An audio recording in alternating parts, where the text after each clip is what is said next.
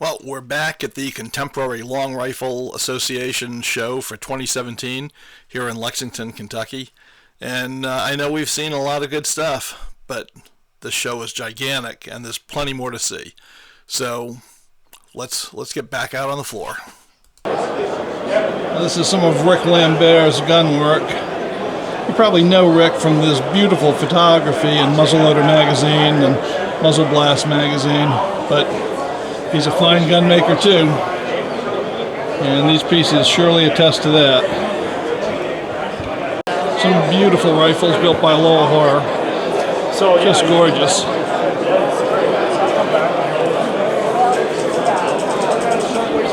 I love this little pistol. I met the Fluke Brothers at this year's History Meets the Arts in Gettysburg. And boy, they do some of the most phenomenal, deep three-dimensional carving that you are going to find anywhere. So you know it's a chef, yeah. They specialize in Central European motifs. And of course, it's not all long rifles and tomahawks. There's some beautiful 18th century design pottery here. One of the things I love about these shows is the variety of artisans that you find. Some really fine belt axes and knives by Froelich. Really good craftsmanship here. Look at these folders.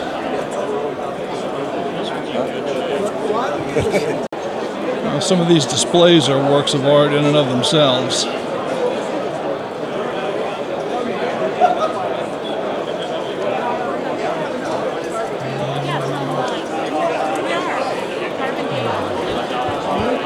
So I'm over here with Mitch Yates, and Mitch is one of the finest contemporary long rifle builders I know. I say that all the time because there are so many good ones, but Mitch is really extraordinary. And one of the great things about Mitch is he really likes the early rifles. And for you guys who are looking for a documented early rifle, Mitch makes one that I think is really going to catch your eye. So Mitch, why don't you tell us about this rifle? Okay, this rifle is a bench copy of what we think is about a 1760 Shenandoah County, Virginia rifle, and it's affectionately known amongst the collectors. The original is affectionately known as the Woods Runner's rifle, and Earl Lanning, who owned it, named it that because of the way it balances. The beauty of this rifle is it was probably copied from a 1750 Wilson Fowler, and the stock profile was taken from that Fowler, so it handles like a Fowler even though it is a rifle barrel. And as you can see, it has a wood patch box and some very strong English lines, English lock, just like the original. And on this particular gun, the barrel profile is copied from the original, and the hardware was also copied from the original. And one of the neat things and identifying features of this rifle is, if you look inside the patch box, the inside of the patch box is actually curved, and there are no rails for the dovetails like a traditional German box. And the reason for this is if you're out in the woods and it gets wet and the wood swells up, the patch box doesn't get stuck. And there's about 5 or 6 other rifles that all have this feature on them. So. Beautiful. Thank you very much, Mitch. You're welcome. Well, here are the pieces donated for the CLF auction tonight.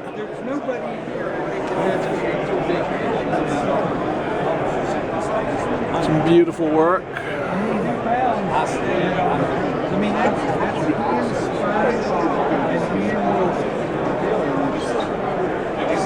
I saw this the cover page of the March Day. He seemed pretty happy. Yeah. David tried to take pictures, tried to put it on his mannequins. I put it there, just fell right off. They made me a president craft.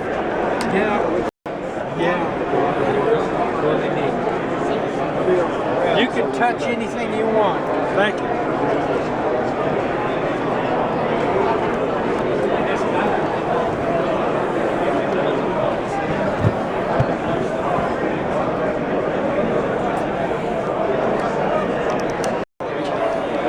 knife is awesome. Thank you.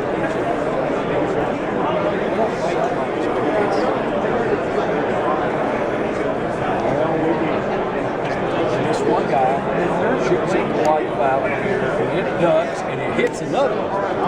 Oh my. Because, I mean, I'm telling you, there was a bunch of deer. There must be 35 deer, so they're all... All right, here's some of the work that Josh Wright did for the auction.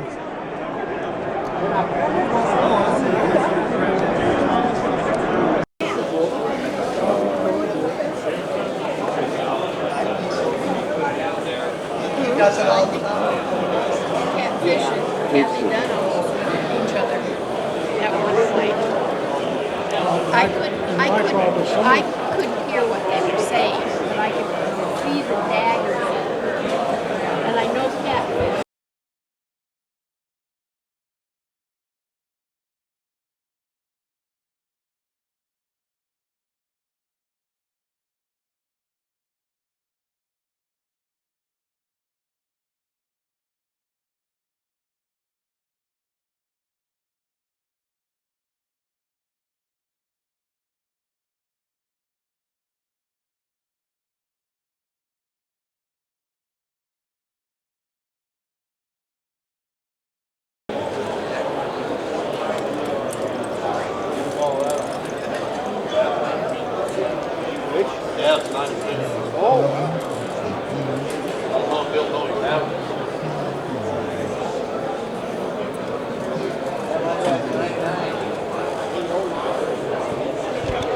I'm here at Jerry Eitner's table, and Jerry is a gun maker extraordinaire, and he's got a rifle that is really interesting, and I'd like him to tell us about it. So, Jerry, let's take a look at that.